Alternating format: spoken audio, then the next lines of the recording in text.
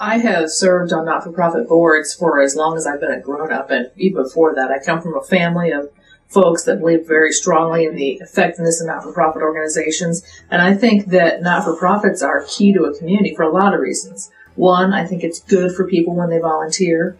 Two, I think that not-for-profits do work that government cannot and should not be doing, and they do it better. A lot of times not-for-profit organizations can move more effectively, more economically, and more quickly than a government organization. They just do the job better.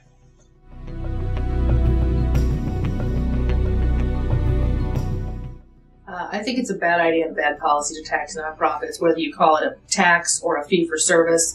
Forcing not-for-profit organizations to contribute to government is just going the wrong direction when they're providing services that governments cannot and will not do effectively. If you look at, I understand the argument that those entities receive benefits, fire service, police service.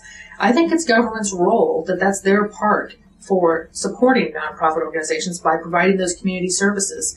Frankly, they're not costing any more by existing. We're going to have the same, if all the not-for-profits went away, we'd have the same number of firemen and the same number of policemen in this community. So why charge more for them? That's a silly argument.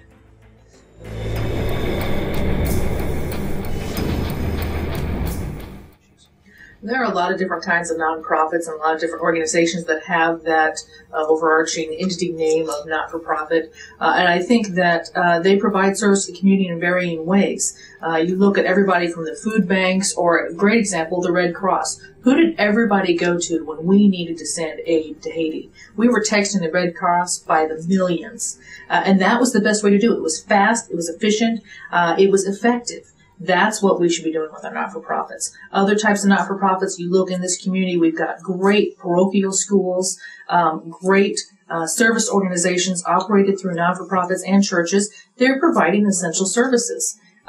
When you talk about some of the distinctions might be a not-for-profit that has an arm that does some for-profit business. I know the Builders and Contractors Association has what they call a plan room. They're providing the service to the community. And do they get paid for providing that service? Yeah, they do, because it's valuable. But should their entire organization be taxed for providing that service? No way.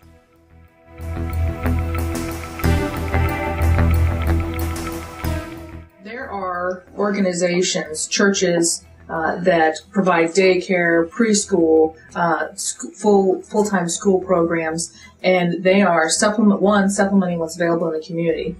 They are also providing a value for that service. They're operating on a shoestring budget, and it's cheaper to educate your child in a not-for-profit organization than it is for our school systems to have them sitting in the classroom.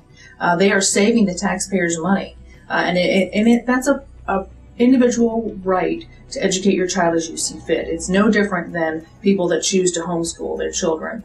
And it's not if you look at the money that's generated by those programs, a lot of times it is, particularly in church and parochial schools, it's the church that's supplementing the school system, not the other way around.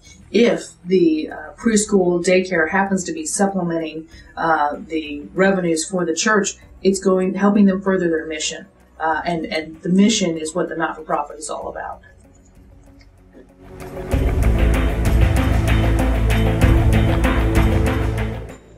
Tom Henry is the chair of the Urban Mayors Caucus, which is a statewide organization of the big city mayors. And as chair of that organization, he endorsed a legislative platform that mandated taxing nonprofits. Then in his State of the City address in this year, he said he was not going to tax nonprofits. I don't understand which isn't, Mayor Henry.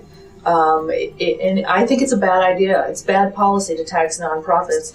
Today it's Parkview, tomorrow it's the food banks, after that it's the churches. It's a slippery slope. We don't know where it's going to end, but we do know that when you start legislative process, it sets a precedent and it opens the door to a bad policy idea, and it undermines the good work that those organizations are doing in our community.